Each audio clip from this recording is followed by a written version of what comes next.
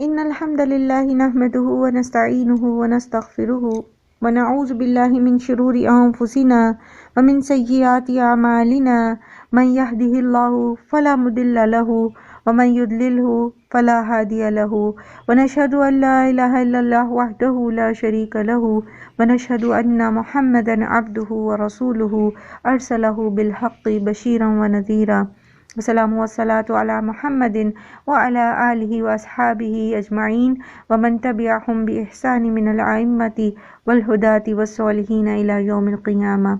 أما بعد فإن أصدق الحديث كتاب الله وخير الهدي هدي محمد صلى الله عليه وسلم وشر الأمور محدثاتها وكل محدثة بدعة وكل بدعة ضلالة وكل ضلالة في النار. رب اشرح لي صدري ويسر لي أمري واحلل عقدة من لساني يفقهوا قولي ربنا زدنا علما اللهم فقهنا في الدين آمین یا رب العالمین. آیت نمبر 11 جو ہے وہ میں نے آپ سے کہا تھا کہ ہم تھوڑی سی اس کو دوبارہ انشاءاللہ ڈسکس کریں گے. ٹھیک ہے, آیت نمبر 11 سے سٹارٹ کرتے ہیں. اعوذ باللہ من الشیطان الرجیم. ما اصاب من مصیبت الا باذن اللہ, نہیں پہنچتی کوئی مصیبت مگر یہ کہ اللہ کے اذن سے. ومن یؤمن باللہ یہدی قلبہ, اور جو کوئی اللہ پر ایمان لاتا ہے اللہ اس کے دل کو ہدایت دیتا ہے. واللہ بکل شیء علیم, اور اللہ ہر چیز کو خوب جاننے والا ہے. سب سے پہلی چیز یہ کہ ما اصاب من مصیبت الا باذن اللہ, یہ بات ہمیں یاد رکھنی ہے کہ جو کوئی بھی مسئلہ, جو کوئی بھی پریشانی آتی ہے اللہ کے اذن سے آتی ہے, اللہ کی اجازت سے آتی ہے. ٹھیک ہے, پھر وہ کس کس طرح کی مصیبتیں ہو سکتی ہیں اس کو ہم کیٹیگرائز کر سکتے ہیں. نمبر 1 یہ کہ وہ ہماری اپنے ہاتھوں کی کمائی ہوتی ہے, ہماری کوئی پینلٹی ہوتی ہے جو ہمیں پڑی ہوتی ہے. ٹھیک ہے. نمبر 2 یہ کہ وہ مصیبت جو ہے وہ ہمارے لیے کوئی آزمائش ہوتی ہے, اللہ تعالیٰ کی طرف سے آتی ہے. ٹھیک ہے, تو یہ 2 کیٹیگریز ہوتی ہیں.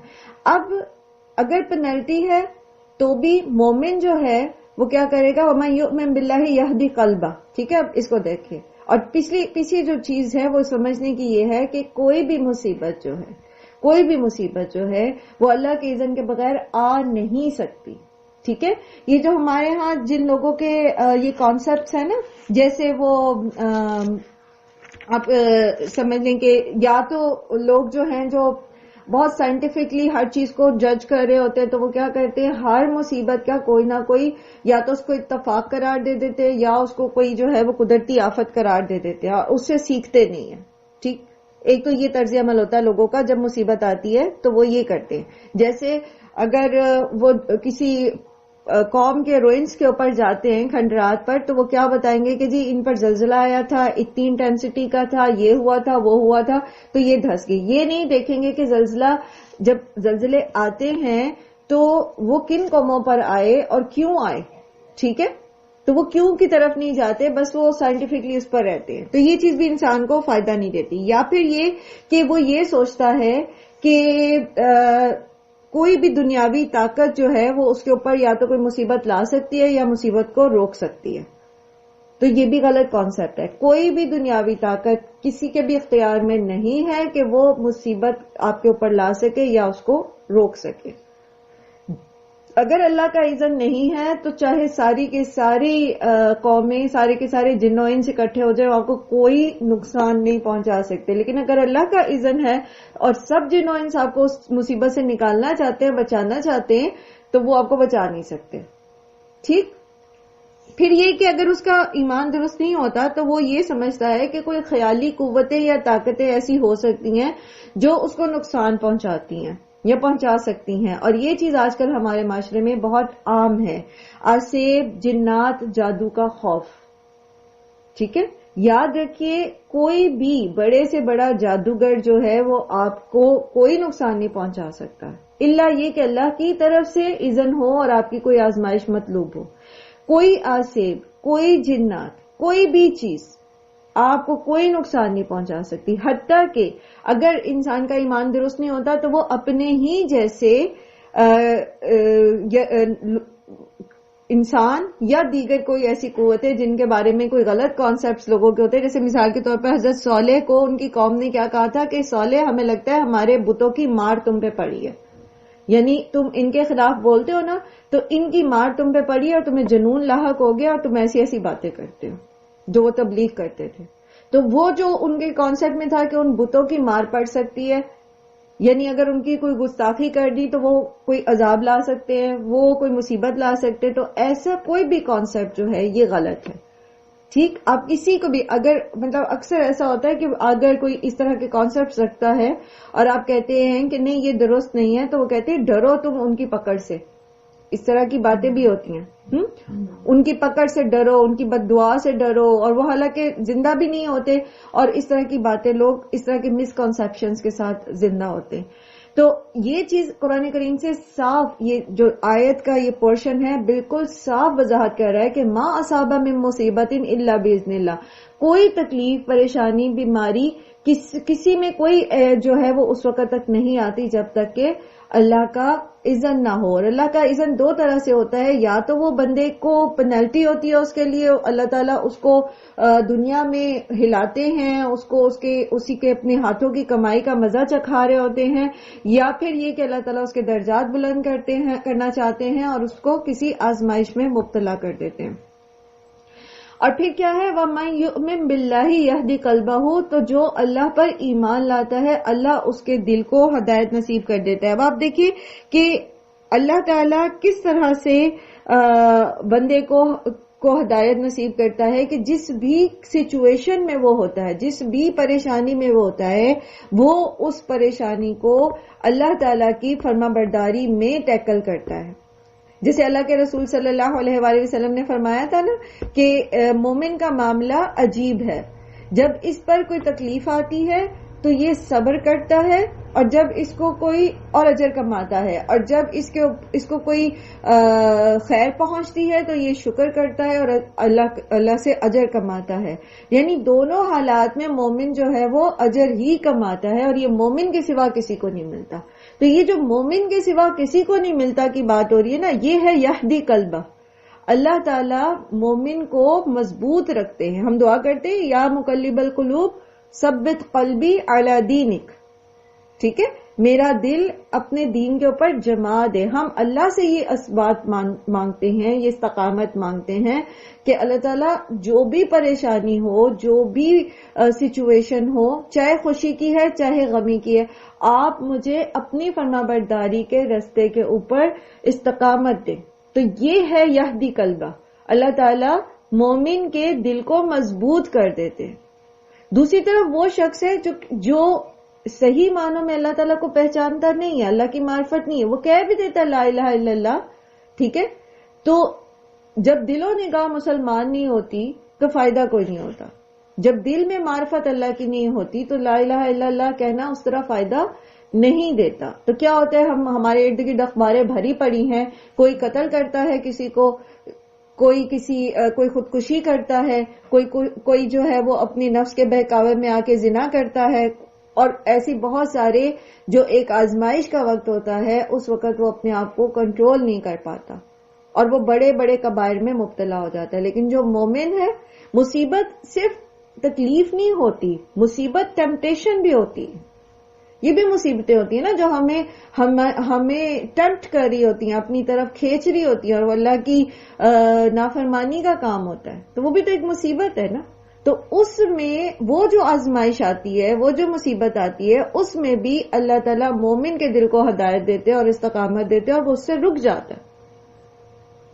ٹھیک ہے، سمجھ آ رہی ہے یہدی قلبہ کا کیا مطلب ہے؟ کہ اللہ تعالیٰ مومن کے دل کو مضبوط کر دیتے ہیں اور اس کو اپنی فرما برداری پر جما دیتے ہیں، اسے وہ راہیں دکھاتے ہیں، وہ سوچ عطا کرتے ہیں جو اس کے اندر مثبت جو ہے وہ رد عمل کی توفیق اس کے اندر پیدا ہوتی ہے، چاہے حالات اور واقعات کتنے ہی کٹھن، کتنے ہی مشکل کیوں نہ ہو. اس کی بہت دفعہ ہم نے مثالیں پڑھی، جیسے ہم نے ان محدث کے بارے میں پڑھا تھا جن کے بیٹے کو گھوڑے نے مار دی تھی ٹانگ، تو وہ فوت ہو گیا، اور اس کی تدفین کے دوران ان کے ٹانگ کو کوئی چیز ایسی کاٹ گئی کہ وہ زہر پھیل گیا، پھر ان کی ٹانگ بھی کاٹنی پڑی. اور جب وہ گھر پہنچے تو بیوی نے جب دروازہ کھولا اور دیکھا کہ ایک ٹانگ بھی نہیں ہے اور بیٹا بھی نہیں ہے، تو پھر انہوں نے اس وقت کیا کہا تھا اپنی بیوی کو کہ شکر کرو اللہ تعالیٰ نے ایک امانت واپس لی، ابھی باقی ہمارے پاس ہیں. اور اللہ تعالیٰ نے جہاں ایک ٹانگ مجھ سے لے لی تو ایک ٹانگ اور 2 ہاتھ سلامت ہیں. یہ پازیٹیوٹی کب آتی ہے؟ یہ آتی ہے یؤمن باللہ کے ساتھ، جب ہم پوری معرفت کے ساتھ اللہ پر ایمان لاتے ہیں، اللہ کو پہچانتے ہیں، تو پھر یہ مثبت سوچ ہمارے اندر ڈیولپ ہوتی ہے. ادروائز یہی 2 سچویشنز اگر آپ کسی ایسے بندے کے سامنے رکھتے جو شعوری ایمان نہیں رکھتا اور جو دنیا کی زندگی کی حقیقت کو سمجھتا نہیں ہے، جو آئینہ آپ کو قرآن جس روشنی کے اندر آپ کی رہنمائی کرتا ہے دنیاوی زندگی کے متعلق، اگر وہ نہیں سمجھتا تو پھر کیا ہوتا ہے؟ جوان بیٹے کی موت اور ٹانگ کا چلا جانا انسان کو ڈپریشن میں لے جاتا ہے، اور ایسے ڈیپ ڈپریشن میں سے یوزلی لوگ پھر کفر بکنا شروع کر دیتے ہیں، اللہ پر شکوے کرتے ہیں، اللہ سے مایوس ہو جاتے ہیں اور غیر اللہ کا سہارا پکڑ لیتے ہیں. ٹھیک ہے، تو اللہ کی طرف سے ہی مصائب الاؤ ہوتے ہیں، مختلف سچویشن میں مختلف وجوہات کی وجہ سے مصیبتیں آتی ہیں، لیکن اگر اللہ کا اذن نہیں ہے تو وہ نہیں آئیں گی. تو کسی سے بھی ڈرنے کی ضرورت نہیں ہوتی، کسی سے بھی خوف کھانے کی ضرورت نہیں ہوتی، پریشانیاں پالنے کی ضرورت نہیں ہوتی. یہ کیسے ہو جائے گا، وہ کیسے ہو جائے گا، میں کیا کروں گی، اور پھر یہ اور وہ، اس کی ضرورت ہی نہیں ہوتی، کیونکہ اللہ کا اذن ہے تو یہ ہوگا اور یہ ہو کے رہے گا. اور پھر اگر اللہ میرے ساتھ ہے تو وہ خود ہی مجھے جو ہے وہ اس میں سے نکال بھی لے گا. ٹھیک ہے، واللہ بکل شیء علیم، اور اللہ ہر چیز کو خوب جاننے والا ہے. وہ بہتر جانتا ہے کہ بندے کو کس وقت کس سچویشن میں رکھنا ہے. ٹھیک ہے، کس وقت اس کو کتنی ڈوز دینی ہے اس کی اصلاح کے لیے، یہ اللہ تعالیٰ ہم سے بہتر جانتے ہیں. ٹھیک ہے، اچھا اب یہ ایمان آئے گا کیسے؟ تو اگلی ہی آیت میں اللہ سبحانہ تعالیٰ فرما رہے ہیں وَأَطِيعُوا اللَّهَ وَأَطِيعُوا الرَّسُولَ. اگر ہم اپنے ایمان کو مضبوط کرنا چاہتے ہیں، یؤمن باللہ کی یہ صلاحیت اپنے اندر لانا چاہتے ہیں، شعوری ایمان چاہتے ہیں، تو کیا کریں؟ اللہ کی اطاعت کریں اور اللہ کے رسول صلی اللہ علیہ وسلم کی اطاعت کریں. فَإِن تَوَلَّيْتُمْ فَإِنَّمَا عَلَىٰ رَسُولِنَا الْبَلَاغُ الْمُبِينُ. پھر اگر تم منہ موڑتے ہو تو بے شک ہمارے رسول پر تو صرف پہنچا دینا ہے کھلم کھلا. ذمہ داری کیا ہوتی ہے ایک مبلغ کی؟ کہ وہ واضح پیغام کھلم کھلا ڈیٹیل کے ساتھ دلائل کے ساتھ سمجھا دے. اس کے بعد ہدایت اللہ ہی کی ذات دیتی ہے. ہدایت کوئی مبلغ حتیٰ کہ رسول بھی صلی اللہ علیہ وآلہ وسلم اور دیگر انبیاء بھی کسی کو زبردستی ہدایت نہیں دے سکتے. قرآن میں ہم بارہا یہ موضوع پڑھ کے آئے کہ اللہ کے رسول صلی اللہ علیہ وآلہ وسلم اور دیگر انبیاء کے بھی اختیار میں کسی کو زبردستی سیدھے راہ پہ لانا نہیں ہے. ٹھیک ہے، ہدایت دینا کس کے ہاتھ میں ہے؟ اللہ کے ہاتھ میں. اور کس کو ملتی ہے؟ جو ہدایت پانا چاہتا ہے. وَأَطِيعُوا اللَّهَ وَأَطِيعُوا الرَّسُولَ کرنا چاہتا ہے. اور کل کچھ دن پہلے بھی ہم یہی بات کر رہے تھے کہ توفیق جو ایک 2 طرح کی ہدایت ہوتی ہے نا، ہدایت کے 2 پورشن ہوتے ہیں. ایک ہوتی ہے ہدایت رشد جو سب کے لیے ہوتی ہے، جو کہ جیسے قرآن ہے. قرآن کیا ہے؟ ہدی للناس، ہر انسان کے لیے اس میں ہدایت پڑی ہے. ٹھیک ہے، اب اس میں سے کتنی ہدایت کوئی لینا چاہتا ہے، کتنے پہ عمل کرنا چاہتا ہے، کس طرح کس لیول پر جو ہے وہ فرما برداری اللہ کی کرنا چاہتے ہیں، تو پھر اتنی ہی اس کو ہدایت توفیق ملتی ہے، جو ہدایت کا سیکنڈ پورشن ہے.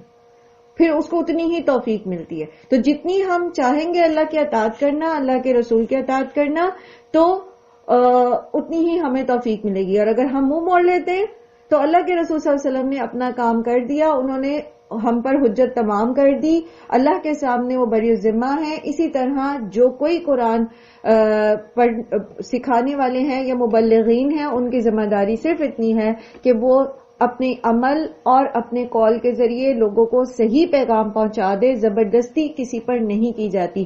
لا اکراہ فی الدین کا مطلب یہی ہے کہ زبردستی آپ کسی کو دین پر مجبور نہیں کر سکتے، کسی کو زبردستی مسلمان نہیں کر سکتے. اس کے بعد بھی آپ جو بالغ لوگ ہوتے ہیں ان کو ہدایت کی مطلب ان کو تلقین کر سکتے ہیں، نیکیوں کی، نیک اعمال کی سمجھا سکتے ہیں، لیکن زبردستی کسی کے دل کو آپ بدل نہیں سکتے، آپ کے اختیار میں نہیں ہے. اس کے لیے پھر کیا کرنا چاہیے؟ اللہ تعالیٰ سے دعا کرنی چاہیے، کیونکہ اللہ کے دل میں، اللہ کی مٹھی میں سب کے دل ہیں اور وہ اس کو الٹ پلٹ کرتا رہتا ہے. اور اولاد کے لیے بھی دعا کریں. دیکھیں جب تک اولاد نابالغ ہے تب تک تو وہ آپ کی ذمہ داری ہوتی ہے، اور آپ نے اس میں اگر ان کو بہترین بتا دیا تو آپ کی اب ذمہ داری ختم. لیکن ماں باپ ہیں، آپ کبھی بھی ان کو ان کے حال پہ نہیں چھوڑتے، چاہے آپ بوڑھے ہو جائیں، وہ بچے آپ کے بھی بال بچے والے ہو جائیں، لیکن آپ ان کو ان کے حال پہ نہیں چھوڑتے. آپ ان کو نصیحت کرتے رہتے ہیں اور آپ اللہ سے دعائیں کرتے رہتے ہیں، اور یہی طریقہ ہے. زبردستی آپ ان کو ہدایت پہ نہیں لا سکتے کہ آپ یہ کہیں کہ زبردستی ہم ان کو سیدھے رستے پر خود لے آئیں، یہ نہیں ہو سکتا. وہ ہدایت اللہ ہی دینے والا ہے. اور اللہ کون ہے؟ اللہ لا الہ الا ہو وعلی اللہ فلیتوکل المؤمنون. تو اللہ وہ ہے جس کے علاوہ کوئی معبود نہیں ہے، اور اللہ ہی پر توکل کرتے ہیں مومن لوگ. یعنی جس بھی مصیبت میں آپ ہیں، جس بھی آپ پریشانی میں ہیں، چاہے اس کا تعلق ہدایت کے حصول سے ہے، چاہے اس کا تعلق کسی نیکی میں رکاوٹ میں ہے، چاہے اس کا تعلق کسی مصیبت سے ہے، کسی بھی سچویشن میں مومن جو ہے وہ اللہ پر بھروسہ کرتا ہے اور اللہ ہی سے دعا کرتا ہے، کیونکہ اللہ کے سوا کوئی بھی معبود نہیں ہے. اور کیوں نہیں ہے؟ اس کے اوپر بے شمار دلائل پورے قرآن میں ہم پڑھ کے آئے کہ کس طرح یہ بات ثابت ہے کہ اللہ کے سوا کوئی عبادت کے لائق ہو ہی نہیں سکتا. یا ایھا الذین آمنوا ان من ازواجکم و اولادکم عدوا لکم. اے لوگوں جو ایمان لائے ہو، بے شک تمہاری بیویوں میں سے اور تمہاری اولاد میں سے تمہارے دشمن ہیں. اچھا، اب یہ بیویاں اور اولاد یہ دشمن کیسے ہوتی ہیں؟ دو معنی اس کے ہم سمجھتے ہیں. ایک تو اس سینیریو میں جس میں جو مشرک ایک معاشرہ ہوتا ہے یا کافر معاشرہ ہوتا ہے، جیسا کہ نبی صلی اللہ علیہ وآلہ وسلم کے دور میں تھے، تو اس میں کیا تھا کہ کوئی گھر کا کوئی ایک فرد مسلمان ہو جاتا ہے. ابھی بھی آپ ریورٹس کے جب وہ پڑھتے ہیں انٹرویوز تو آپ پڑھتے ہیں، ان کو سنتے ہیں، تو اس میں آپ کو پتا چلتا ہے کہ وہ کوئی کیتھولک فیملی سے تھا یا کوئی ہندو تھا، یا تو ساری اس کے فیملی والے جو ہیں وہ نان مسلم ہیں، اور وہ اکیلا مسلمان ہو گیا ہے. تو اب اس کے فیملی والے جو ہیں، اس کے بیوی بچے جو ہیں، اگر اس کے دین کے خلاف پروپیگنڈا کرنے والے ہیں، دین کے معاملے میں اس پر ظلم اور جبر کرنے والے، جیسے ہم نے پڑھا تھا پہلے بھی کہ والدین، جیسے حضرت مصعب کی والدہ کے بارے میں پڑھا تھا ہم نے، حضرت ابو ہریرہ کی والدہ کے بارے میں پڑھا تھا. وہ کیا کرتے تھے؟ روکنا چاہتے تھے اپنے بیٹوں کو اللہ کہ رسول صلی اللہ علیہ وسلم پر ایمان لانے پر. ٹھیک ہے، اسی طرح بے شمار واقعات آپ کو صحابہ اور صحابیات کے ملیں گے جن کے گھر والے جو تھے نان مسلم تھے اور وہ مسلمان ہو گئے، پھر انہوں نے ہجرت کی. تو جو دین کے خلاف پروپیگنڈا کریں گے وہ کیا ہے؟ عدو لکم، چاہے وہ بیویاں ہوں چاہے وہ اولاد ہوں. پھر دوسری اس کی جو اچھا اب اس میں دوسری سچویشن کیا ہے کہ یوزلی ہوتا یہ ہے کہ یہ وہ رشتے ہوتے ہیں بیوی کا یا شوہر کا، اسپاؤز. اگر آپ ازواج جو ہے نا بیسیکلی کہتے ہیں اسپاؤز کو، شوہر کے لیے بیوی، بیوی کے لیے شوہر. لیکن یہاں چونکہ کم کا صیغہ آیا ہے تو مذکر ہوتا ہے کم، تو اس کے لیے پھر ترجمے میں بیویاں لکھا ہوا ہے. لیکن یہ دونوں طرح سے اس کا کفایت کرے گا. ٹھیک ہے، یعنی شوہر کے لیے بیوی اور بیوی کے لیے شوہر جو ہے وہ بعض اوقات دین کے معاملے میں دشمنی پہ اتر آتے ہیں. کس طرح؟ آپ دیکھتے ہیں کہ دنیا میں اس کی بے شمار مثالیں ہیں. بہت کم ایسا ہوتا ہے، بہت کم شاذ ایسا ہوتا ہے کہ ایک ہی لیول کا ایمان شوہر اور بیوی کا ہو. زیادہ تر یہ ہوتا ہے کہ شوہر ایمان میں زیادہ ہے تو بیوی کم ہے، بیوی ایمان میں زیادہ ہے تو شوہر کم ہے. بیوی دین کا کام کرنا چاہتی ہیں تو شوہر نہیں کرنے دیتے، شوہر کرنا چاہتے ہیں تو بیویاں روڑے اٹکاتی ہیں. ٹھیک ہے، اور اولاد وہ کیا کرتی ہے؟ وہ کیا چاہتی ہے کہ پیرنٹس جو ہیں وہ جیسے بھی چاہے پورا کریں، ان کی وہ ڈیمانڈز کو پورا کریں، اور جو معاشرے کے چلن ہیں وہ اس سے انفلوئنس ہوتے ہیں، اگر مطلب اللہ ماشاء اللہ. لیکن عام طور پر ایسا ہوتا ہے کہ ماں باپ نیک ہیں اور بچے جو ہیں وہ نہیں بات سمجھ رہے. بچے نیک ہیں، ماں باپ ان کو مجبور کر رہے ہیں. ٹھیک ہے، بیوی نیک ہے، شوہر اس کو نافرمانی پر مجبور کر رہا ہے، اور شوہر نیک ہے تو بیوی جو ہے وہ اس کو جو ہے وہ نافرمانی پر مجبور کر رہی ہے. تو اگر کوئی ان رشتوں میں، کہ بہت پیارے رشتے ہوتے ہیں نا، ان میں اگر کوئی دین کے راستے میں رکاوٹ ڈالتا ہے تو وہ کیا ہے؟ عدو لکم. وہ تمہارے لیے دشمن ہے. ٹھیک ہے, اللہ تعالیٰ کیا کہہ رہے ہیں کہ یہ تمہارے دشمن ہیں. یہ کیا دشمنی کر رہے ہیں؟ بظاہر آپ کے شوہر آپ سے بہت محبت کرتے ہیں, آپ کی اولاد بہت محبت کری, بہت پیار کری, لیکن جہاں بات آ رہی ہے اللہ کی فرما برداری کی, وہاں وہ آپ کا ساتھ نہیں دے رہے. نہ صرف یہ کہ ساتھ نہیں دے رہے بلکہ آپ کے اگینسٹ جا رہے ہیں. تو پھر وہ کیا تباہ کر رہے ہیں؟ آپ کا آخرت. دشمن جو ہوتا ہے بڑے سے بڑا نقصان پہنچانے کی کوشش کرتا ہے نا. تو انسان کی آخرت سب سے قیمتی ہوتی ہے. دنیا میں تو اگر کوئی ایک تھپڑ مار دے گا, تھوڑی دیر بعد وہ اس کا درد ختم ہو جائے گا, پھر ایموشنل ڈیمیج بھی کچھ عرصے بعد کور ہو جائے گا. ٹھیک ہے, لیکن اگر آخرت تباہ ہو گئی تو وہ جو ڈیمیج ہے وہ ریکور نہیں ہو سکتا. تو یہ رشتے بعض اوقات ہمیں اللہ کی فرما برداری سے روکتے ہیں. ٹھیک ہے, اللہ کی فرما برداری سے روکتے ہیں. تو پھر یہ کیا ہے؟ یہ دشمن ہے. اللہ تعالیٰ ہمارے فاحذروہم, ان سے محتاط رہو. اب تین چیزیں یہاں اللہ تعالیٰ ہمیں بتا رہے ہیں کہ ان رشتوں کے ساتھ ٹیکل کیسے کرنا ہے. ٹھیک ہے, فاحذروہم, ان سے محتاط رہو. مطلب کیا؟ اگر تو یہ اس سینیریو میں ہم لے کے جائیں جیسا کہ یہاں پر اللہ سبحانہ تعالیٰ بیان کر رہے ہیں کہ سوسائٹی میں کچھ لوگ مسلمان ہو گئے ہیں اور ان کے گھر والے نان مسلم ہیں, تو پھر یہ فاحذر کیسے ہوگا؟ یہ ہوگا کہ آپ ان کے ساتھ اپنے دین کے جو راز ہیں وہ شیئر نہ کریں. جیسے کہ پیچھے بھی ہم نے پڑھا تھا نا کہ انہوں نے جو وہ صحابی تھے انہوں نے جو فتح مکہ کی پلاننگ ہو رہی تھی تو وہ راز افشا کر دیا تھا. وہ ایک عورت کے ہاتھ بھیج دیا تھا رکا. ٹھیک ہے, ابھی بلتا نے. تو وہ کیا ہے؟ اللہ تعالیٰ, وہاں بھی ہم نے یہی مضمون پڑھا تھا کہ یہ تمہارے دشمن ہے. جو اللہ کا دشمن ہے وہ تمہارا دشمن ہے. ٹھیک ہے, یہ بات سمجھ آ گئی؟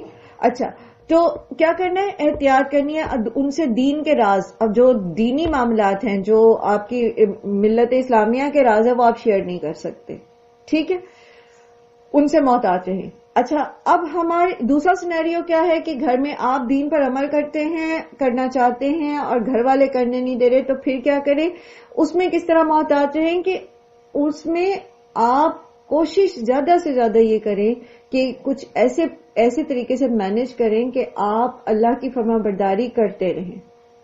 یعنی ان کے ساتھ جو محبت ہے نا اس میں احتیاط کریں. یہ نہیں کہ ان کی محبت اور ان کی چاہت میں آپ اللہ کی نافرمانی کے رستے پہ چل پڑیں. محتاط رہیں, اللہ کی فرما برداری کرتے رہیے. ٹھیک ہے, وَإِن تَعْفُوا وَتَصْفَحُوا وَتَغْفِرُوا. اب یہ تین چیزیں ہیں.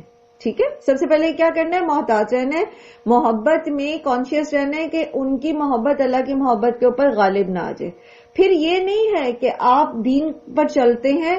مثال کے طور پر اگر آپ مرد ہیں, گھر کا مرد ہے اور وہ دین پر چلتا ہے اور بیوی نہیں چل رہی, ٹھیک ہے, بیوی نہیں مان رہی, بچے نہیں مان رہے, تو یہ نہیں کہ وہ پکڑ لے لٹ اور یہ لگا دے تالے گھر کے باہر اور مار پیٹ شروع کر دے. یہ نہیں کرنا. کیا کرنا ہے؟ تعفو, معاف کر دیں. ٹھیک ہے, معاف کر دیں. وتصفحوا, اور درگزر کریں, ان کو ٹائم دیں. وتغفروا, اور ان کو بخش دیں. انہوں نے جو غلطیاں کی ہیں ان سے درگزر کریں, ان کو چھوڑ دیں. اچھا, یہ کیوں کرنا ہے؟ اس کی ضرورت کیوں ہے؟ اس کی کیا ضرورت ہے؟ ایک طرف تو اللہ تعالیٰ کہہ رہے ہیں کہ وہ تمہارے دشمن ہیں, ٹھیک ہے, اور دوسری طرف اللہ تعالیٰ کہہ رہے ہیں کہ انہیں معاف کر دو, درگزر کرو, بخش دو, چھوڑ دو. ان کو سزا نہیں دینی, ان کے ساتھ اپنے روابط خراب نہیں کرنے, بدتمیزی نہیں کرنی. اگر آپ بیوی ہیں اور آپ اسلام پہ چلتی ہیں تو شوہر کے سامنے شاؤٹ نہیں کرنا, اس کی نافرمانی اس سینس میں نہیں کرنی کہ جو نارمز ہیں, جو وہ صحیح باتیں کہہ رہا ہے, آپ چڑ کے اس میں بھی اس کی نافرمانی شروع کر دیں کہ یہ چونکہ مجھے اللہ کی فرما برداری کے فلاں کام سے روک رہے تو اب میں نے ان کی یہ بات بھی نہیں مانی, یا ان کے جو حقوق آپ کے اوپر ہیں آپ اس کے اندر کہیں سستی کریں. تو یہ چیز نہیں کرنی. اچھا, کیوں؟ دیکھیں, قرآن کریم میں اللہ سبحانہ تعالیٰ نے ایک جگہ جیسے ہم پہلے پڑھ کے آئے نا سورہ عنکبوت اور سورہ لقمان میں ہم نے پڑھا تھا کہ اگر والدین جو ہیں وہ شرک پر آپ کو مجبور کریں تو آپ نے وہ بات نہیں ماننی ان کی، باقی آپ نے ان کے ساتھ حسن اخلاق سے پیش آنا ہے، احسان کرنا ہے والدین کے ساتھ، شرک کی بات نہیں ماننی۔ تو اگر تو والدین ایسا کر رہے ہیں آپ کے ساتھ تو آپ نے اللہ کی نافرمانی والی باتیں ان کی نہیں ماننی، لیکن ان کی فرما برداری میں بھی کمی نہیں آنی چاہیے، ان کی محبت، ان کے ساتھ حسن سلوک میں کمی نہیں آنی چاہیے۔ اور دوسرا حکم یہاں پر ازواج اور اولاد کے متعلق ہے، ٹھیک ہے، کہ اگر وہ آپ کے ساتھ دشمنی کرنے پہ اتر آئے ہیں، اللہ کی نافرمانی پر آپ کو فورس کر رہے ہیں، تب بھی آپ نے ان کی وہ بات بھی نہیں ماننی اور آپ نے ان کے ساتھ اپنے روابط کو اچھا رکھنا ہے۔ کیوں؟ کیونکہ یہ وہ رشتے ہوتے ہیں جن کے ساتھ آپ جو ہے وہ سارا وقت گزار رہے ہوتے ہیں، آپ کی زندگی کا بڑا پورشن ان کے ساتھ گزرتا ہے۔ اب اگر آپ ان کے ساتھ اچھا سلوک نہیں کرتے تو یہ اسلام سے متنفر ہو جائیں گے۔ وہ جہاں ایک مس کانسیپشن میں یا اپنے نفس کے بہکاوے میں یا معاشرے کے وہ ایک پیئر پریشر میں آپ کو اللہ کی نافرمانی پر ابھار رہے ہیں نا، تو اگر آپ ان ریٹرن ان کے ساتھ ویسے ہی سخت رویے اپنائیں گے تو وہ دین سے بدظن ہو جائیں گے مزید، ٹھیک ہے۔ تو بجائے اس کے کہ اپنے ان پیاروں کو آپ شیطان کے حوالے کریں اور ان کی آخرت کو آپ جو ہے وہ خرابی میں مطلب وہ لے جائیں، ان کو الاؤ کریں کہ وہ اپنی آخرت تباہ کر لیں، آپ حسن اخلاق کے ساتھ تھوڑا تھوڑا چھوٹا چھوٹا کام اپنے لیول پر ان کی اصلاح کا پروگرام کرتے رہیں، اور جو کام محبت کر سکتی ہے وہ ڈنڈا نہیں کر سکتا ان رشتوں میں خاص طور پر، ٹھیک ہے۔ اچھا، اس کے بعد فَإِنَّ اللَّهَ غَفُورٌ رَحِيمٌ، تو بے شک اللہ تعالیٰ خوب بخشنے والا اور رحم کرنے والا ہے۔ اللہ تعالیٰ کی یہ صفت جو ہے رحمت اور معاف کر دینے والی، اللہ تعالیٰ کو پسند ہے کہ بندے بھی اس صفت کو فالو کرے، اگرچہ کہ ان کے جو اولو الارحام ہیں، ان کے رشتہ دار جو ہیں وہ اللہ کی نافرمانی پر ابھاریں، تب بھی اللہ تعالیٰ کس چیز پر آپ کو موٹیویٹ کرتے ہیں کہ آپ پھر بھی ان کے ساتھ صلہ رحمی کریں، ان کے ساتھ اچھا سلوک کریں، ان کے حقوق ادا کرتے رہیں۔ ہاں، اللہ کی نافرمانی کی باتیں آپ نے ان کی نہیں مانی، اور سلولی، آہستہ آہستہ۔ اللہ سبحانہ تعالیٰ الحلیم بھی تو ہے نا، اللہ تعالیٰ ہمیں ٹائم دیتے ہیں نا اصلاح کا، ایک حکم آپ کو دیتے ہیں، پھر وہ آپ کو فوراً اس غلطی پہ پکڑتے نہیں ہیں، بلکہ واضح دلائل دینے کے بعد بھی اللہ تعالیٰ بندے کو فوراً نہیں پکڑتے، وہ سپیس دیتے ہیں، وہ آپ کو مہلت دیتے چلے جاتے ہیں، چلو آہستہ آہستہ اپنی اصلاح کر لو۔ تو یہی حکمت اللہ تعالیٰ ہمیں بھی یہاں سکھا رہے ہیں کہ آلدو یہ رشتے جو ہیں یہ آپ کو اللہ کی فرما برداری سے روک رہے ہیں، ٹھیک ہے، مجبور کر رہے ہیں آپ کو اللہ کی نافرمانی پر، تب بھی آپ نے ان کو سپیس دینی ہے، ان کے ساتھ اچھا تعلق رکھنا ہے، ان کی زیادتیوں کو جو یہ آپ کے ساتھ کر رہے ہیں ان کو معاف کر دینا ہے، ان کو اس کو بھلا دینا ہے، اور خیر خواہی کا جذبہ اپنا ان کے لیے جو ہے وہ بیدار رکھنا ہے۔ انما اموالکم و اولادکم فتنہ، بے شک تمہارے مال اور تمہاری اولاد آزمائش ہے، واللہ عندہ اجر عظیم، اور اللہ کے پاس بڑا اجر ہے۔ تو یہ موضوع ہم پہلے بھی بارہا، اور یہ اسی پچھلی آیت سے بھی یہ ریلیٹ کرتا ہے کہ یہ مال اور اولاد اللہ ہی کی طرف سے ہمیں ملتی ہے، ٹھیک ہے، اور یہ ایک امتحان ہے، اور اسی کے ذریعے ہم آزمائے جاتے ہیں۔ اولاد کے ذریعے کیسے کیسے آزمائے جاتے ہیں؟ کبھی اللہ تعالیٰ اولاد نہ دے کے آزماتے ہیں، کبھی اللہ تعالیٰ بیٹے دے کے آزماتے ہیں کہ اچھا اب ان کی تربیت پہ کیسے کی جائے، بیٹے اور بیٹیاں ان کی تربیت کیسے کی جا رہی ہے، ان کے معاملے میں جو ماں باپ ہیں وہ کہیں حلال اور حرام کے دائرے کو تو نہیں توڑے، کس طرح ان کو اللہ کا فرما بردار بنا رہے ہیں یا اللہ کا نافرمان بنا رہے ہیں۔ تو یہ ٹوٹلی ایک سمجھ لیجئے کہ امتحانی پرچہ ہے اولاد۔ اسی طرح بعض اوقات اللہ تعالیٰ اولاد دے کر واپس لے لیتے ہیں، وہ بھی اللہ تعالیٰ کی طرف سے آزمائش ہوتی ہے کہ اب میرا بندہ کیا کرتا ہے۔ تو اولاد کا نہ ہونا ہو کے واپس چلے جانا، یہ سراسر ہر طرح سے آزمائشیں ہی ہیں۔ پھر اسی طرح جیسے بھی پچھلی ہی آیت کے کانٹیکسٹ میں ہم نے پڑھا تھا کہ اولاد بعض اوقات پیرنٹس کو مجبور کرتی ہے کہ وہ ان کے لیے ان کی خواہشات کو پورا کرنے کے لیے یا ان کی جو بھی مطلب وہ کچھ ان کے معاملات ہیں اس میں وہ حرام بھی اگر کرنا پڑتا ہے پیرنٹس کو، باپ کو حرام کی بھی کمائی لانی پڑی ہے تو وہ اس کے اوپر بھی وہ مجبور کرتے ہیں کہ یہ کیا جائے. تو یہ بھی کیا ہے پھر یہ آزمائش ہے کہ ایک طرف اولاد جیسا پیارا رشتہ ہے اور دوسری طرف اللہ سبحانہ تعالیٰ کا حکم ہے، تو پھر بندہ مومن ایک امتحان میں ہوتا ہے کہ وہ کس کو چوز کرتا ہے. اسی طرح مال کیسے کمایا گیا، مال جو ہے وہ کیسے خرچ کیا گیا، ٹھیک ہے، کہاں سے کمایا، کہاں سے خرچ کیا، یہ کیا ہے، یہ ہمارا امتحان ہے. اور اسی کے بارے میں آپ کو پتا ہے کہ اللہ تعالیٰ کے رسول صلی اللہ علیہ وسلم کی حدیث سے ہی پتہ چلتا ہے کہ مومن بندہ جو ہے انسان اس وقت تک اپنی جگہ نہیں چھوڑ سکے گا جب تک کہ وہ اس سوال کا جواب نہیں دے گا. 5 چیزیں تھیں نا، جن میں سے ایک یہ بھی تھا کہ مال کہاں سے کمایا اور کہاں خرچ کیا. تو یہ سراسر امتحان ہے، آزمائش. اب اس میں آپ دیکھیے پھر کس طرح سے آزمائش ہوتی ہے. اگر لوگ کسی کی اولاد نہیں ہے تو یوزلی ہماری سوسائٹی میں کیا ہوتا ہے، پھر لوگ شرک میں مبتلا ہو جاتے ہیں، تعویذ دھاگوں میں اور ایسی ایسی جگہوں پر. اور خواتین جو ہیں وہ اپنی جہالت سے پھنس جاتی ہیں جا کے، جہاں وہ الٹا مزید نقصان اٹھاتی ہیں، ایمان بھی ضائع کرواتی ہیں اور پیسہ بھی ضائع کرتی ہیں اور اپنی عزت اور اپنے گھرانے کی عزت کو بھی داؤ پہ لگا دیتی ہیں. پھر اسی طرح شرک، جیسے یہاں میں نے سنا تھا کہ وہ کوئی درخت ہے جس کے پاس جاتی ہیں خواتین اور اس کی جو جھولی پھیلاتی ہیں، جس کے اس میں وہ گر جاتا ہے پتا، تو وہ ان کو یہ یقین آ جاتا ہے کہ اس کے اولاد ہو جائے گی، اور اس طرح کے کانسیپٹس. ٹھیک ہے، تو یہ کیا ہے، اولاد کی طرف سے آزمائش. ٹھیک ہے، تو مومن جو ہے اس کو یہ بات ریئلائز کرنی ہے کہ اس کا مال اور اس کی اولاد جو ہے بیسیکلی اللہ کی طرف سے ایک آزمائش ہے. واللہ عندہ اجر عظیم، اور وہ ان آزمائشوں میں جو ہے وہ پورا اترنے کی کوشش کرے، کیونکہ اصل جو اجر ہے، بڑا اجر، وہ تو اللہ ہی کے پاس ہے. یہ اجر نہیں ہے، یہ نعمتیں ضرور ہیں لیکن ہر نعمت کے ساتھ ایک آزمائش ہوتی ہے.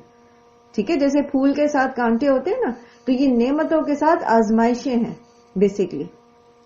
ہم بہت خوش ہوتے ہیں جب، اور ظاہر ہے خوشی کی بات ہے، اللہ تعالیٰ ایک نعمت دیتے ہیں، اولاد دیتے ہیں، لیکن یاد رکھیے اولاد جب ملتی ہے تو سمجھ لیں آپ کو ایک امتحانی پرچہ مل گیا. اب آپ نے اس کو سالو کرنا ہے اور سالو کر کے اس میں پاس ہونا ہے.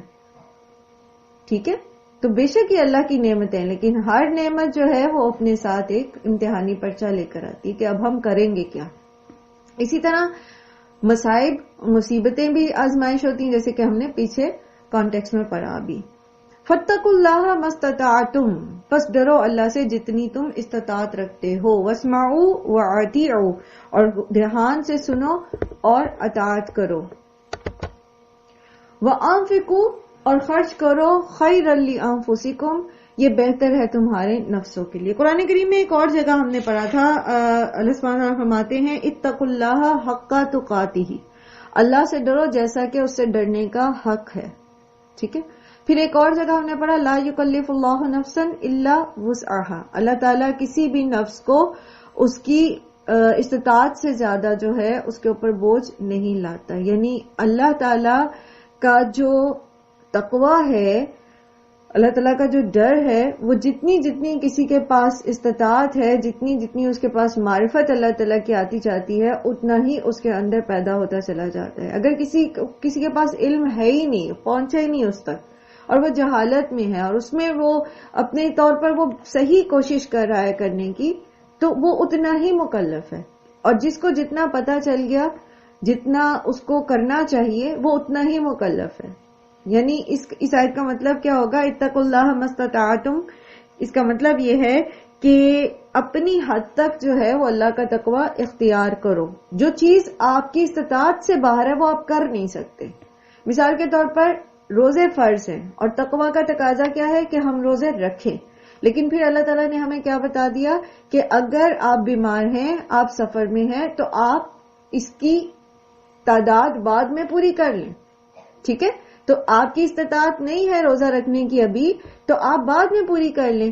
اور اگر آپ کو ایک ایسے مرض لاحق ہے جس کا، یا بڑھاپا لاحق ہے کہ جس کا علاج ویری سون ممکن ہی نہیں ہے، تو پھر فدیہ دے دیں. یعنی آپ اس کی گنتی پوری کرنے کی بھی استطاعت نہیں رکھتے تو آپ فدیہ دے دیں. یہ ہے اتقوا اللہ ما استطعتم.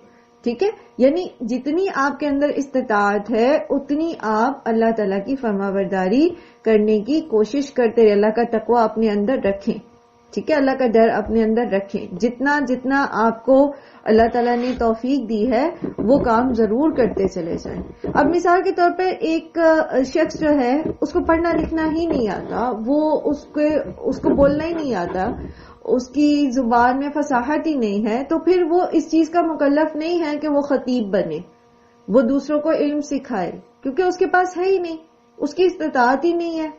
دوسری طرف وہ شخص جس کو اللہ تعالیٰ نے یہ ایبلٹیز دی ہیں اور پھر بھی وہ لوگوں کو کی اصلاح کا کام نہیں کر رہا، پھر بھی وہ لوگوں تک اللہ کا پیغام نہیں پہنچا رہا، تو وہ پھر پورا تقوی اختیار نہیں کر رہا. بات سمجھ آ گئی کہ اللہ کا تقوی اپنی استطاعت کے مطابق کرنے کا کیا مطلب ہے؟ ہاں جی، آپ بتائیے آن لائن ہمارے جو اسٹوڈینٹس ہیں.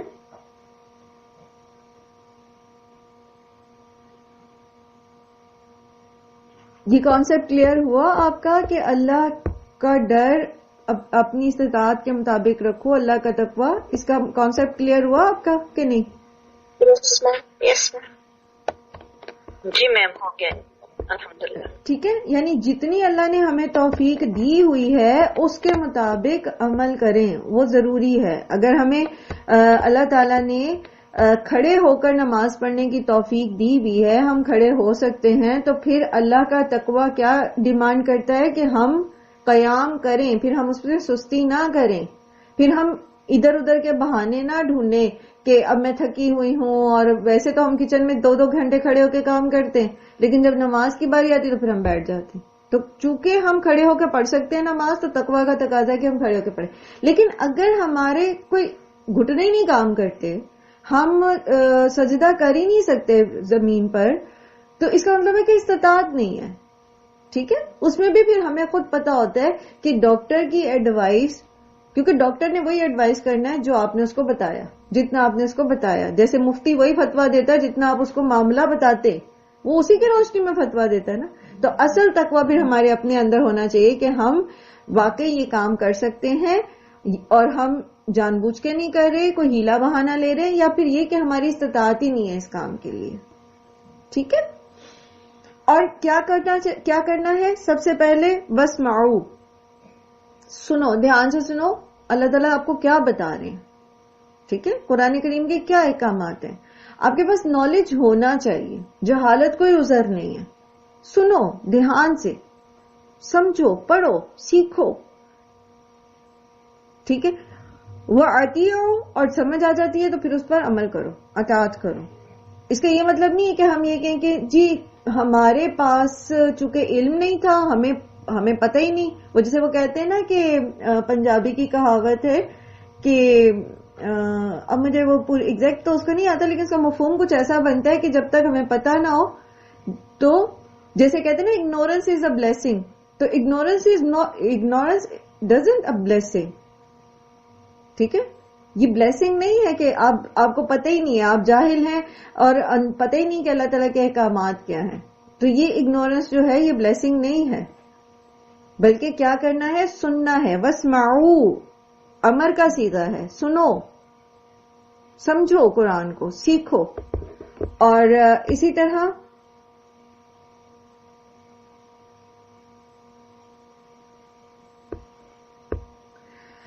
دوسرا سٹیپ کیا کرو؟